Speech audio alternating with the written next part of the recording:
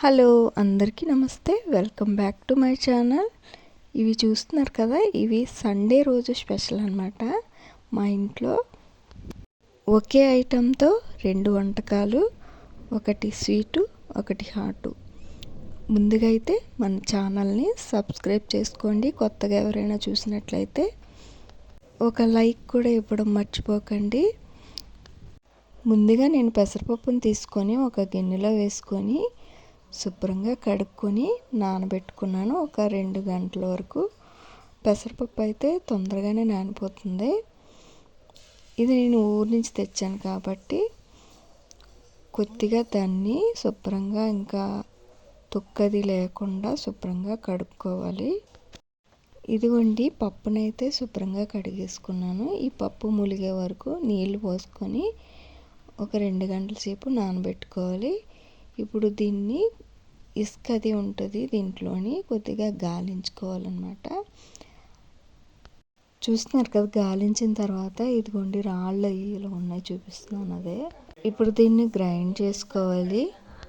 ఈ పెసరపప్పు గ్రైండ్ చేసినప్పుడు ఇలా వడపోసుకోవాలి, లేదంటే నీళ్ళు కొద్దిగా ఎక్కువైనా ఉత్తినికే పలచబడిపోతుంది అనమాట. అందుకని ఇలా వడకట్టుకునేది ఏదైనా ఉంటే దాంట్లో వడపోసేసుకోవాలి, నీరు అది లేకుండా.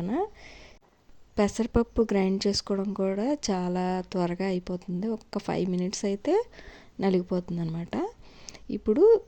ఇప్పుడు నేను స్వీటు హాట్ చేయడానికి ప్రిపేర్ చేస్తున్నాను కదా, ఇది కొద్దిగా స్వీట్ చేయడానికని సపరేట్గా తీసుకున్నాను అనమాట.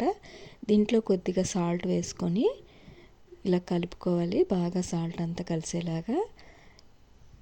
ఈలోపు మనం పాకానికి సిద్ధం చేసుకోవాలి. ఒక గిన్నెలో కొద్దిగా బెల్లం తీసుకున్నాను, కొంచెం వాటర్ వేసుకోవాలి. వాటర్ వేసుకొని స్టవ్ మీద పెట్టుకున్నాను. ఈలోగా పాకం తయారవుతుంది. ఇప్పుడు ఇంకోవైపు స్టవ్ వెలిగించుకొని కళాయి పెట్టుకొని ఆయిల్ వేసుకోవాలి. ఇందాక మనం ఒక పిండిని సిద్ధం చేసుకున్నాం కదా, ఆ పిండిని తీసుకొని చిన్న చిన్న పునుకుల్లాగా వేసుకోవాలి.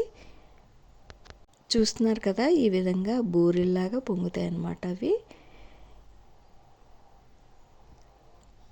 చాలా బాగుంటాయి పెసరపప్పుతో.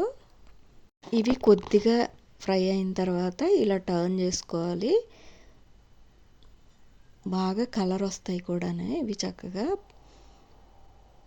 కొంచెం బాగా ఫ్రై అయిన తర్వాత చూస్తున్నారు కదా, మనకి ఇలా గోల్డెన్ కలర్లో మారినాక వీటిని తీసుకోవాలి. జాగ్రత్తగా తీసుకొని ఇందాక మనం పాకం మరగపెట్టుకున్నాం కదా, దాంట్లో ఈ వేడివేడివి ఆ పాకంలో వేసుకోవాలి. చక్కగా బెల్లం అది చక్కగా వేడి మీద వేస్తే పీల్చుకుంటాయి.